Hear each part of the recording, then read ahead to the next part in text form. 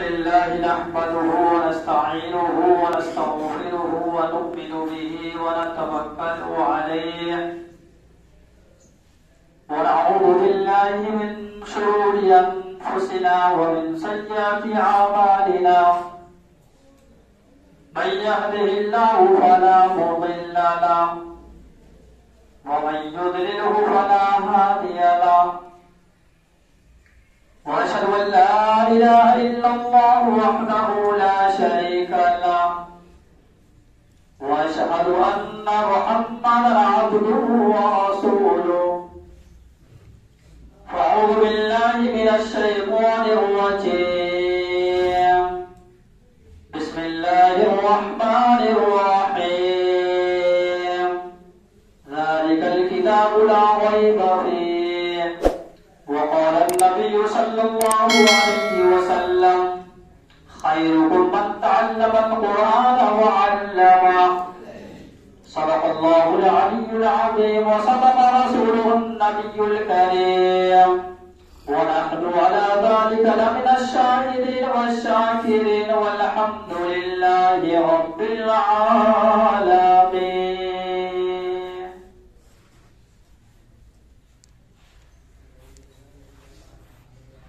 میرے محترم بزرگوں اور معزز سامعین کرام اور حاضرین جمعہ، یہ اللہ تبارک و تعالیٰ کا بہت بڑا احسان اور کرم ہوا کہ اللہ تعالیٰ نے ہم سب کو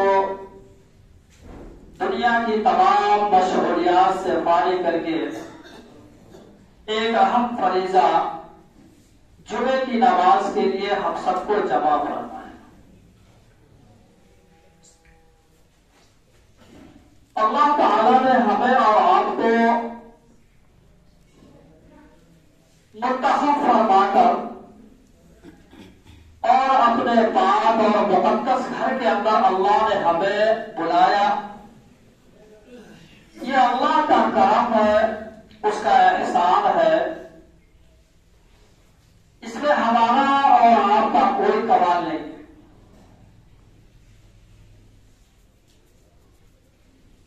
بہت سارے لوگ ابھی بھی بازاروں میں اپنے کاروبار کے اندر ملوث ہوں گے،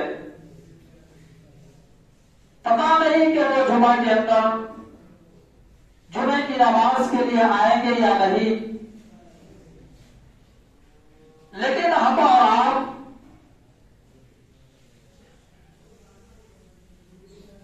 یہاں آ کر کے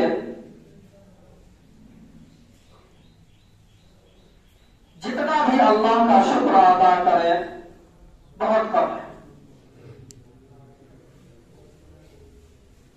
ابھی میں نے قرآن پاک کی آیت تلاوت فرمائی، ذالک الکتاب لا ریب فیہ۔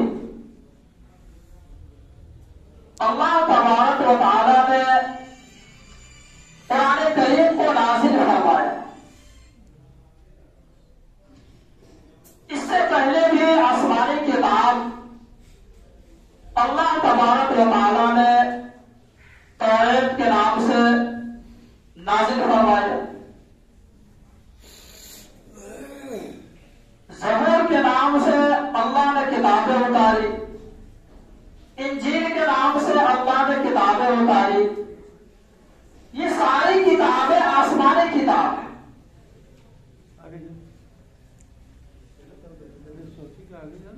یہ ساری کتابیں جب اللہ تبارک و تعالیٰ کو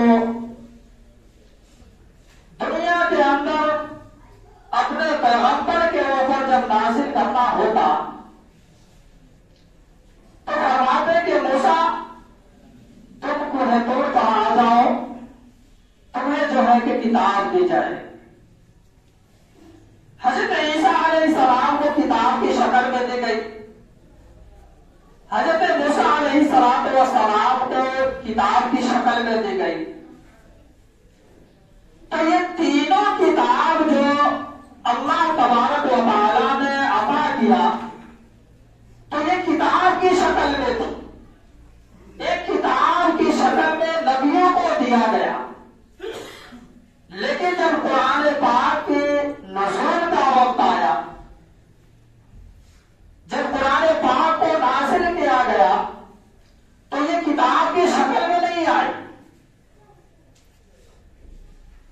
بلکہ یہ بکھر کر کے آئے. کبھی کوئی آیت اور اللہ تعالیٰ نے اتارا، کبھی جو ہے کہ پارے کے اخیر حصے کی آیت کو اللہ نے اتارا، کبھی جو ہے کوئی سورت اللہ نے اتاری. لیکن بیک وقت جو ہے کہ پوری کتاب کی شکل قرآن پاک نہیں اترا.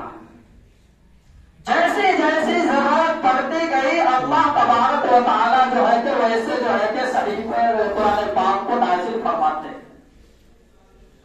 تو یہ قرآن پاک کتاب کی شکل میں نہیں آئی، بلکہ یہ بکھر کر کے آیا. اور یہ جب بکھر کر کے ہمارے اور آپ کے آقا جناب محمد رسول اللہ صلی اللہ علیہ وسلم کے اوپر نازل ہوا، تو اب یہ کتاب ایسی کتاب ہے کہ یہ آئی تو بکھر کر کے، لیکن یہ ایسی جوڑی کہ قیامت تک اس کو کوئی توڑ نہیں سکتا ہے، اس کو کوئی بکھیر نہیں سکتا ہے. لیکن باقی کتابیں جو ہے وہ کتاب کی شکل میں آئی اور آ کر کے بکھر گئی.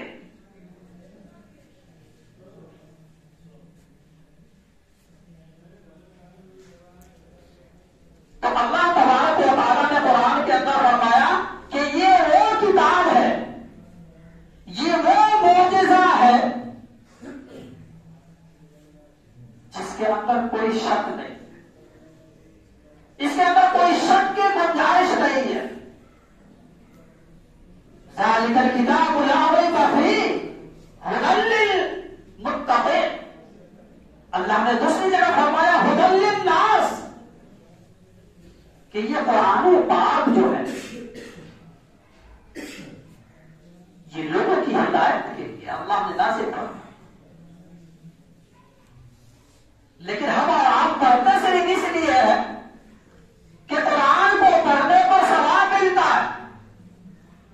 صرف ثواب کی نیت سے ہم اور آپ اس کی تلاوت کرتے ہیں، کبھی اس کے معنی کی طرف نہیں جاتے، کبھی اس کے مفہوم کی طرف ہم نہیں جاتے کہ قرآن اللہ تبارک و تعالیٰ نے کیوں نازل فرمایا ہے. اللہ نے قرآن کو اس لیے نازل فرمایا تاکہ لوگ اس کے ذریعے سے ہدایت پائیں، لوگ اس کے ذریعے سے جو ہے کہ سیدھے راستے پر چلنا سیکھے. اس لیے اللہ نے قرآن کو اتارا ہے.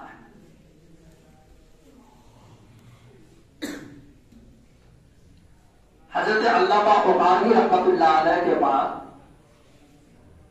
یہ یورپ کے اندر ایک پروگرام ہوا، اور اس پروگرام کے اندر انہوں نے سوچا کہ سب لوگ کہتے ہیں کہ میرا مذہب حق ہے، میں سچا ہوں، میرا مذہب آسمانی ہے، تو کیوں نہ سارے مذاہب کو ایک جگہ اکٹھا کر دیا جائے تاکہ یہ اختلاف جو ہے کہ وہ ختم ہو جائے. تو اس میں جو ہے کہ 3 آدمیوں کو بلایا گیا، 3 مذہب کے آدمیوں کو. ایک یہودی مذہب کے آدمی کو بلایا گیا، ایک عیسائی مذہب کے آدمی کو بلایا گیا، اور ایک مسلمان کو بلایا گیا. تینوں کو بلایا گیا اور سامنے 2 جج ہو گئے جو فیصلہ کرنے والے. اب انہوں نے کہا کہ بھائی تم تینوں جو ہے اپنا اپنا دعویٰ پیش کرو کہ تمہارا مذہب آسمانی ہے، تمہارا مذہب جو ہے کہ وہ صحیح ہے، تم اپنا دعویٰ پیش کرو. یہودی نے کہا کہ حضرت موسیٰ علیہ السلام اللہ کے رسول ہے، پیغمبر ہے، اس لیے میرا مذہب آسمانی ہے اور حق ہے اور صحیح ہے. عیسائی نے کہا کہ حضرت عیسیٰ علیہ السلام اللہ کے پیغمبر ہے، وہ صحیح ہے. مسلمان نے کہا کہ ہمارا مذہب جناب محمد رسول اللہ صلی اللہ علیہ وسلم جو اللہ کے رسول اور نبی ہے. تو اس اعتبار سے جو ہے کہ تینوں نے اپنے اپنے دلائل پیش کیے. کہا کہ بات ایسی نہیں ہوگی، بات دلیل سے ہوگی، کیونکہ تینوں نے اپنے اپنے دلائل پیش کیے اور تینوں صحیح ہے، کیونکہ تینوں نبی جو ہے کہ اللہ کے رسول ہے اور سب سے اوپر جو ہے کہ کتابیں نازل ہوئی ہے۔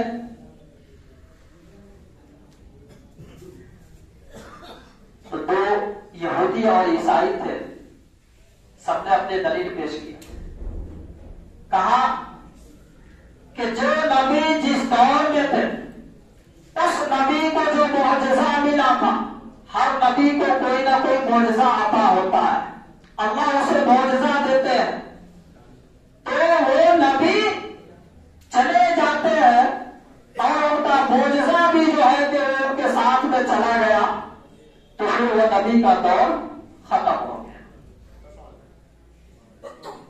حضرت عیسیٰ علیہ السلام آئے، ان کا معجزہ ان کے ساتھ میں چلا گیا۔ حضرت موسیٰ آئے، ان کے ساتھ میں ان کا معجزہ چلا گیا۔ اب ایک مثال لے لیجئے کہ حضرت موسیٰ علیہ السلام کی لاٹھی اگر ہمیں اور آپ کو مل جائے تو اس لاٹھی سے ہم کچھ کر سکتے ہیں؟ کر سکتے ہیں؟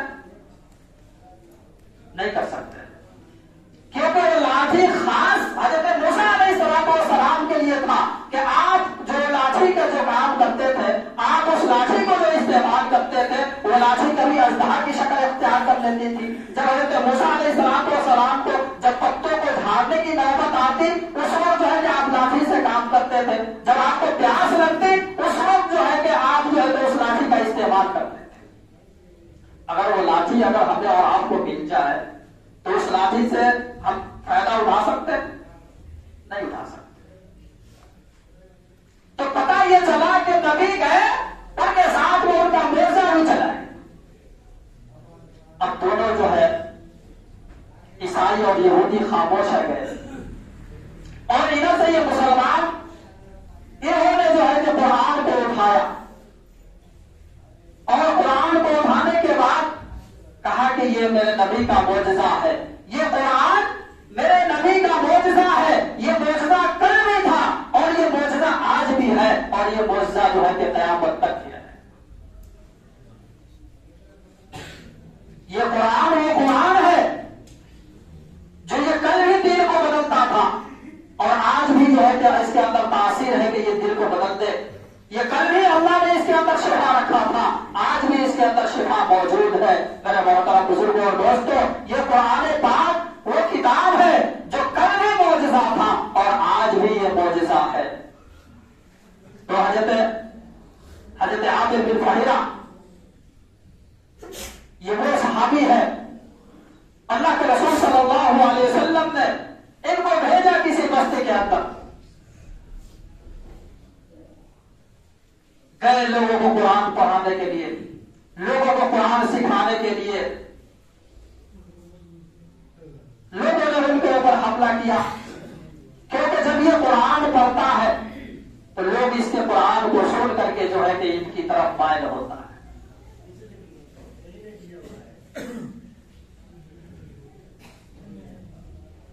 اس لیے اللہ کے رسول صلی اللہ علیہ وسلم نے فرمایا کہ خیرکم من تعلم القرآن وعلمہ، کہ جس نے قرآن کو پڑھا اور جس نے قرآن کو سیکھا اور جس نے قرآن کو سکھلایا۔ اگر کوئی آدمی ایک آیت بھی سیکھ لیتا ہے تو اس شخص سے بہتر ہے کہ جو دین کے اندر ہزاروں نفلیں پڑھتا ہے۔ اس شخص سے بہتر ہے کہ کوئی آدمی اگر ایک آیت بھی اگر قرآن کی سیکھتا ہے، اس سے یہ بہتر ہے۔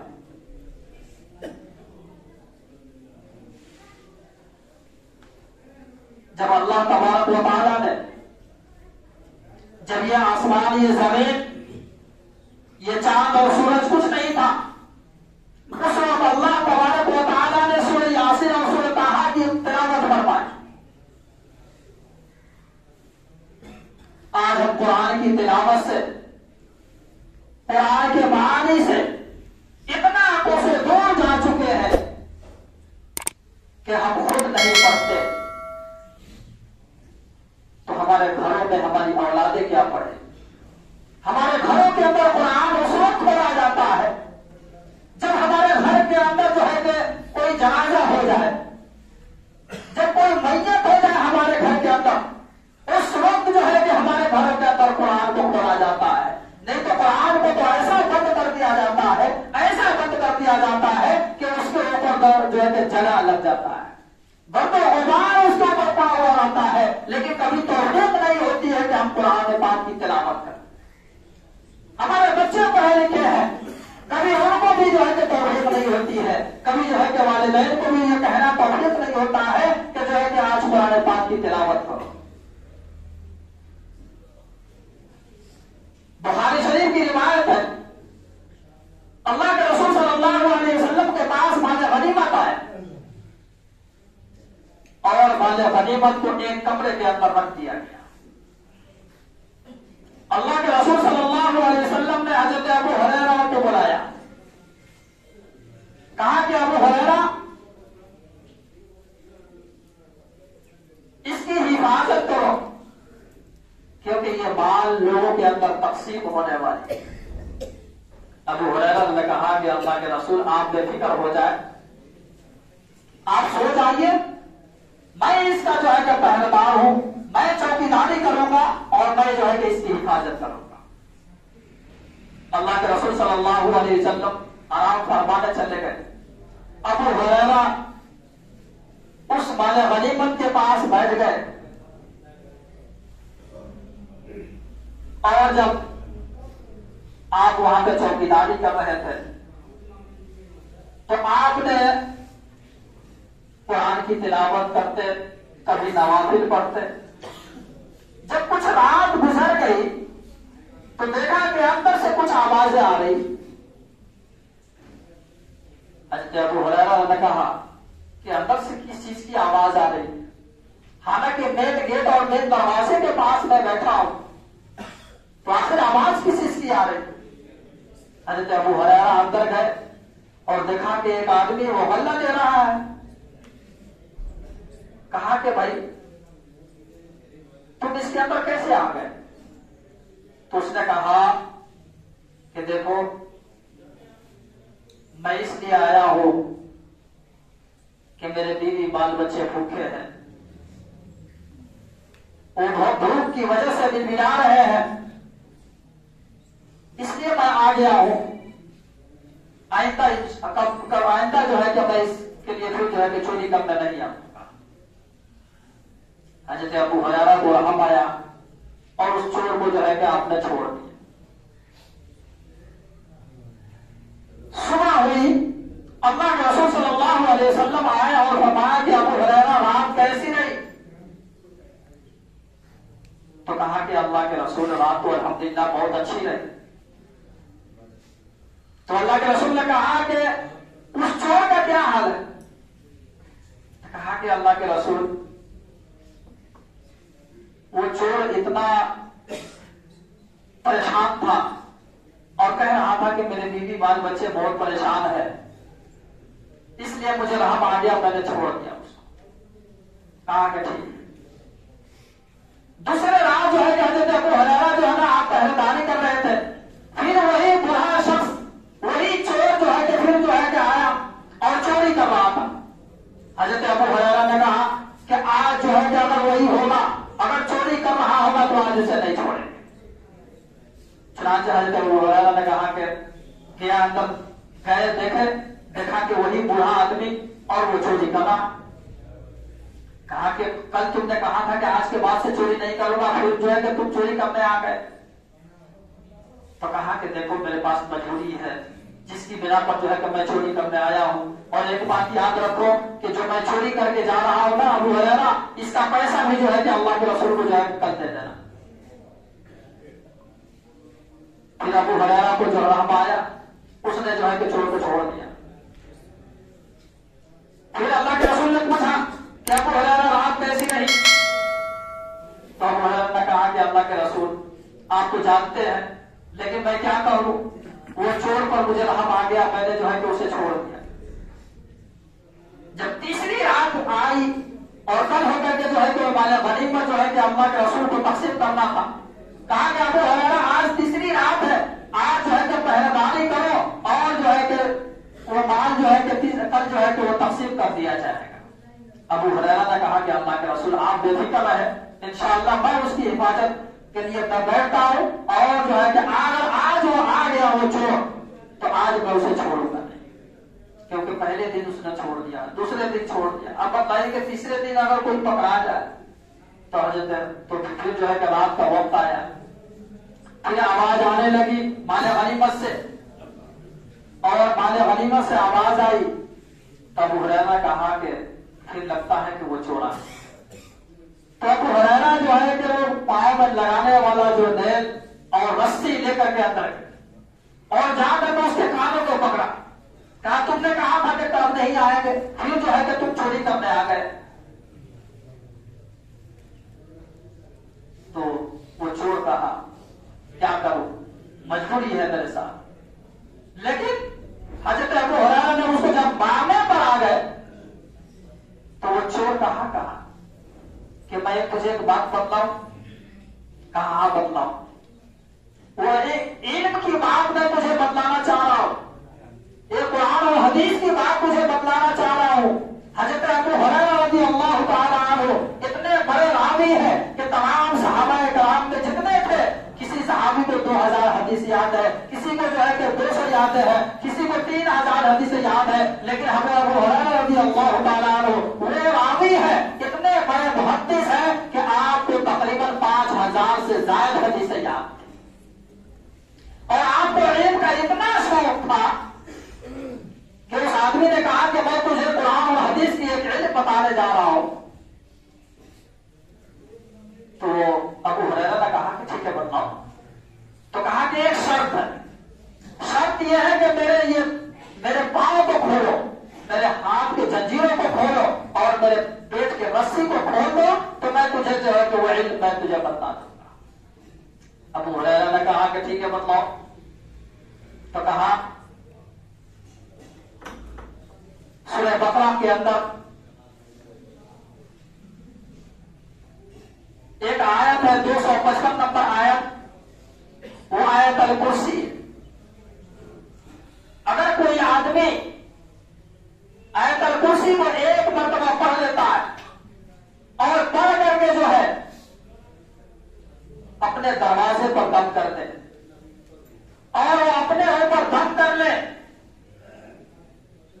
تو اللہ تبارک و تعالیٰ اس کی حفاظت کے لیے فرشتوں کو بھیج دیتے ہیں, اور وہاں جو ہے کہ شیاطین جو ہے کہ داخل نہیں ہوتا ہے. اور اللہ تبارک و تعالیٰ جو ہے کہ اس آیت الکرسی کی برکت سے جو ہے اس کی خود اللہ تعالیٰ حفاظت فرماتے ہیں. تو وہ شیطان جو ہے وہ بوڑھا جو چور تھا, اس کی کارگزاری جب اللہ کے رسول کو بتلایا گیا, اللہ کے رسول صلی اللہ علیہ وسلم نے فرمایا آخر اس نے بتلایا تو اچھی بات تمہیں بتلایا ہے, لیکن وہ جو ہے کہ وہ دشمن بھی جو ہے کہ وہ تمہیں اچھی بات بتا کر کے چلا گیا. وہ اللہ کے رسول صلی اللہ علیہ وسلم نے فرمایا کہ جو بوڑھا جو شخص تھا وہ ابلیس تھا. کیا تھا؟ وہ ابلیس تھا, اور جناتوں کو جانے کے لیے کوئی راستے کی ضرورت نہیں پڑتی. حضرت ابو ہریرہ رضی اللہ تعالیٰ عنہ جو ہے وہ مین گیٹ پر بیٹھے ہوئے ہیں, پھر بھی جو ہے کہ وہ چور اندر چلا جاتا تھا. کیوں؟ کیونکہ جناتوں کو جانے راستے کی ضرورت نہیں پڑتی ہے, وہ بغیر راستے کی بھی جو ہے کہ وہ داخل ہو جاتا ہے. تو حضرت ابو ہریرہ کو بتلایا کہ اگر تم جو ہے کہ آیت الکرسی پڑھ لیتے تو تمہیں یہاں پہرہ داری کی ضرورت نہیں پڑتی, اور یہ فرشتہ تمہارے پاس سے ہٹتا نہیں, اور یہ شیطان تمہارے پاس جاتا نہیں. آج گھروں کے اندر جائیے, بڑے بڑے لوگ فریم لگا کر کے رکھتے ہیں. کیا ہے یہ آیت الکرسی ہے. کیا ہے؟ آیت الکرسی ہے. اب اس گھر کے مالک سے پوچھو کہ یاد ہے؟ یاد تو نہیں. کیا یاد نہیں ہے؟ گھر کے اندر ہے برکت کے لیے. تو گھر کے اندر لٹکانے سے کوئی فائدہ نہیں ہوگا, قرآن کو گھر کے اندر رکھنے سے کوئی فائدہ نہیں ہوگا. فائدہ اس وقت ہوگا جب آپ اس کی تلاوت کریں گے, جب آپ اس کے معنی کو سمجھیں گے, جب آپ اس کے تفسیر میں جائیں گے, جب اس کی حقیقت جب آپ کے ساتھ سامنے میں آئے گی جب وہ چیز جا کر کے آپ کو اٹھائے گا. ہے کہ نہیں؟ آج کتنے لوگ ہیں کہ ہمارے گھروں کے اندر قرآن کی آیت کو لٹکا کے رکھتے ہیں لیکن پڑھتے نہیں. قرآن گھر کے اندر ہوتا پڑھتے نہیں. تو ہم اور آپ اپنے بچوں کو تلقین کریں, خود بھی جو ہے کہ قرآن کی تلاوت کریں. تھوڑا ہی سا وقت کیوں نہ ہو قرآن کو پڑھے. پڑھنا نہیں آتا اس کو دیکھ لے. قرآن کو دیکھنا بھی سما. جب اللہ تبارک و تعالیٰ نے سورہ یاسین اور سورہ طٰہٰ کی تلاوت فرمائی, اس وقت جو ہے کہ فرشتوں نے کہا کتنی مبارک ہو گے وہ لوگ جن کے اوپر یہ قرآن کو نازل کیا جائے گا. کتنا مبارک ہوگا وہ زبان جو یہ قرآن پاک کو پڑھیں گے. کتنی مبارک ہوگی وہ کان جو اس قرآن پاک کو سنیں گے. کتنے مبارک ہوں گے وہ آنکھ جو قرآن پاک کو دیکھیں گے. لیکن آج ہم اخبار کو پڑھتے ہیں, ٹیلی ویژن میں اپنے وقت کو ضائع کرتے ہیں, دوسرے اخبارات جو ہم پڑھا کرتے ہیں. میرے محترم بزرگوں اور دوستوں, یہ اخبارات جو ہے کہ آپ کو کوئی فائدہ نہیں دیں گی. آپ جتنا اخباروں کے اندر جتنا جو ہے کہ خبر پڑھنے کے اندر اپنے وقت کو ضائع کرتے ہیں, اس میں سے تھوڑا سا وقت جو ہے کہ قرآن پڑھنے میں بھی نہیں. کل قیامت کے دن اللہ تبارک و تعالیٰ کھڑا کریں گے. ایک جماعت آئے گی, یہ وہ جماعت ہوگی جو دنیا کے اندر قرآن پڑھا کرتا تھا. جب اللہ تبارک و تعالیٰ اس کو جمع کروائیں گے, اس کی زبان سے کشتور کی خوشبو آئے گی. کہیں گے لوگ کہ اللہ یہ کون لوگ ہیں؟ اللہ تبارک و تعالیٰ فرمائیں گے کہ یہ وہ لوگ ہیں جو دنیا کے اندر یہ میرے قرآن کو پڑھا کرتا تھا. زبان اس کی تھی اور کلام میرا تھا, اس لیے اللہ تبارک و تعالیٰ جو ہے اس کو اتنی گرمی میں اتنی تکلیف میں جو ہے قیامت کا منظر ہوگا, اور سورج کو جو ہے کہ ایک بارش انسان کے اوپر کر دیا جائے گا. اس گرمی میں بھی جو ہے جو قرآن کی تلاوت کرنے والے, جو حافظ قرآن ہے, جو عالم دین ہے, اللہ تبارک و تعالیٰ اس کو اپنے سائے کے اندر اس کو بنائے. اور اتنی گرمی میں بھی جو ہے اللہ اس کو ٹھنڈک ان کو ملنا شروع ہو جائے. تو ہم اور آپ قرآن کو سیکھیں, قرآن کو سیکھنے والے بنے, اپنے بچوں کو بھی اس کی تعلیم دیں. یہ قرآن ساری چیزیں جو ہے یوں ہی ختم ہو جائے گی, لیکن باقی رہنے والی جو ہے وہ اللہ کی ذات ہے, اس کا کلام ہے. تو اللہ تعالیٰ سے دعا کرے کہ اللہ تعالیٰ کہنے سننے سے زیادہ عمل کی توفیق عطا فرمائے. وما علینا